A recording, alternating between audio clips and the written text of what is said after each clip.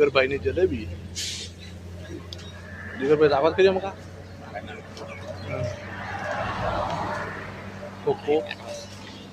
Cocoa કે અમારી મીઠી જલેબી ખાવા જરૂરથી આવજો. એવું તો નહીં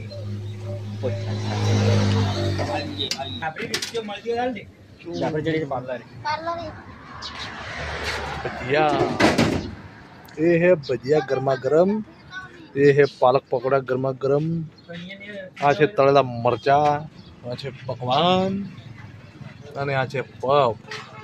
આ છે દાબેલી. બરાબર.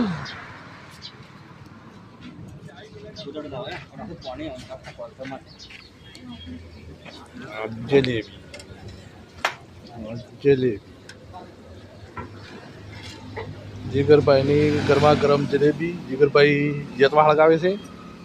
ગેસના બાટલાનો ઉપયોગ કરવામાં આવતો નથી. જો અમારે દેશી ચૂલા ઉપર જમવાનું બનાવવામાં આવે છે. અને આ જલેબી